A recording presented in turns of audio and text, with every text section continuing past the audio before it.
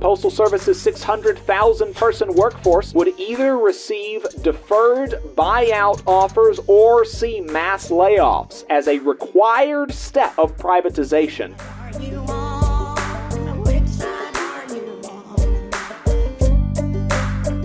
Let's get to this Postal Service privatization story before we talk to our guests. This comes from the Revolving Door Project. They do some really good reporting. Vishal Shankar has an article titled "Wall Street Bankers Salivate Over Postal Privatization."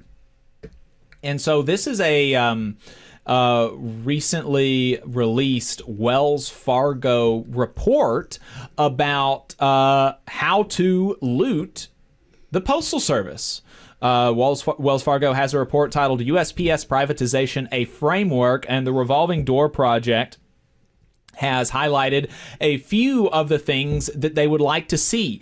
Postage prices. The report recommends carving out the Postal Service's parcel delivery operations to either IPO or to sell to private competitors like FedEx and UPS. It states that raising parcel prices would be likely under privatization by as much as 30 to 140% across parcel products. This would hurt millions of e-commerce sellers and small businesses who rely on the Postal Service's statutory commitment to affordable pricing and have similar inflationary effects for consumers. And this is fascinating because that 30 to 140% number comes from Wells Fargo, right? That is not a left-wing union or anti-privatization group trying to fearmonger about prices. This is a bank salivating about the idea of raising shipping prices for consumers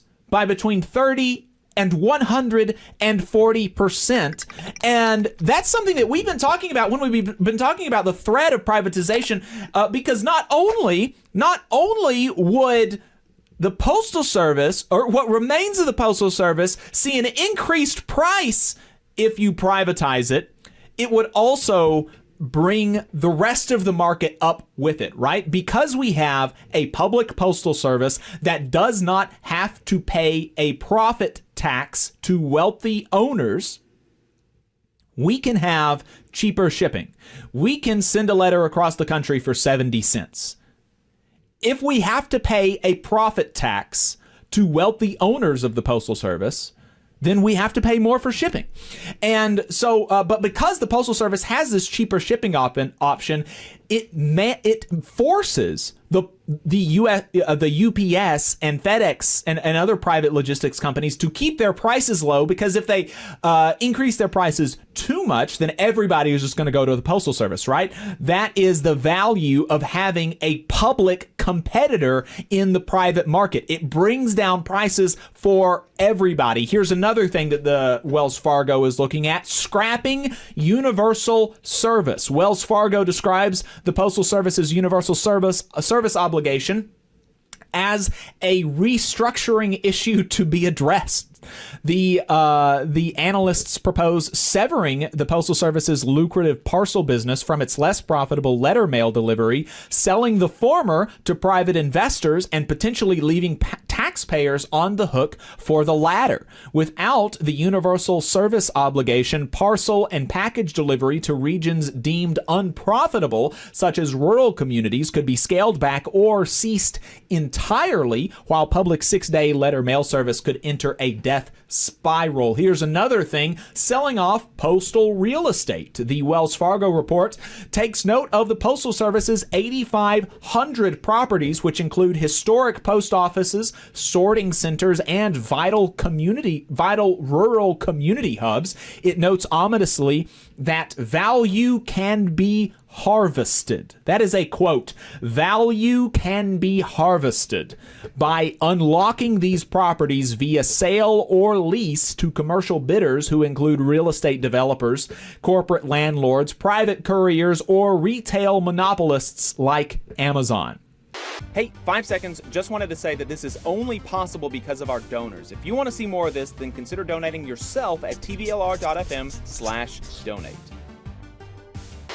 They also identify layoffs and pension obligations as potential money-making schemes for the rich. They cite, quote, recent DOGE efforts on federal cost control, and the report states that the Postal Service's 600,000-person workforce, 91% of whom are unionized, would either receive deferred buyout offers or see mass layoffs as a required step of privatization. The authors expect sizable opposition to privatization from postal workers, noting the postal workers unions, noting the USPS's union dynamics and collective bargaining agreements.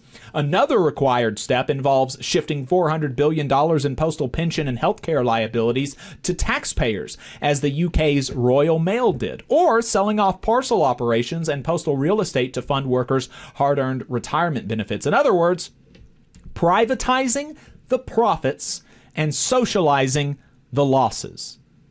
I mean, just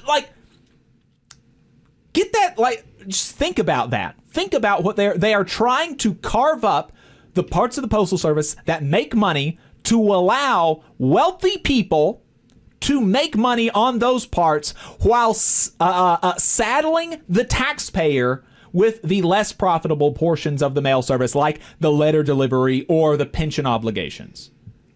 Privatizing the profits and socializing the losses.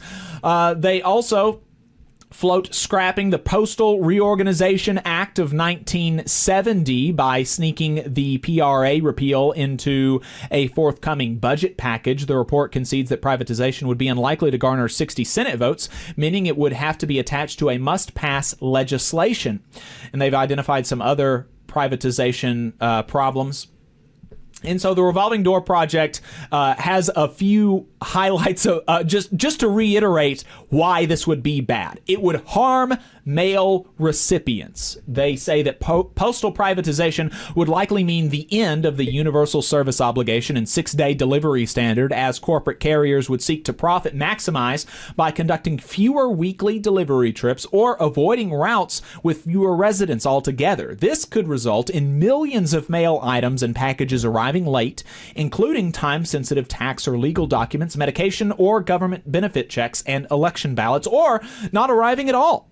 Rural, indigenous, and remote communities are particularly at risk of being cut off. It would also harm customers and small businesses. Like we said, if they raise the prices by 140%, obviously that is going to hurt both small businesses and customers.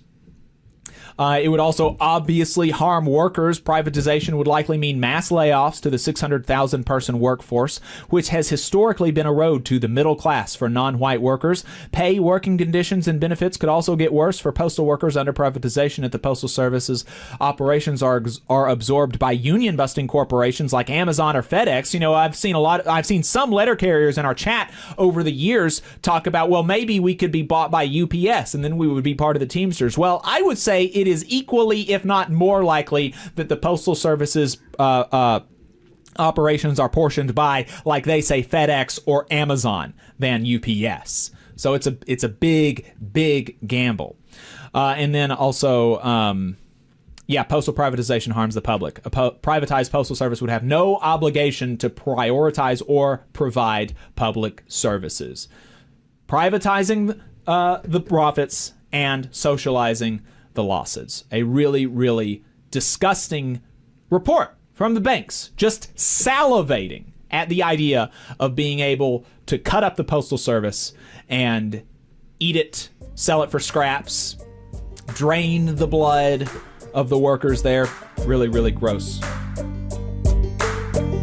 You just saw a clip from the Valley Labor Report. We are live every Saturday morning from 9:30 a.m. till 12:30 p.m. And we pride ourselves on keeping all of our content free to everybody so that we can talk to as many working folks as possible. If you support the work that we're doing, you think that it's important, you think that it's good, then consider making a monthly contribution to the project, and you can do that on our website, tvlr.fm. Which side are you on?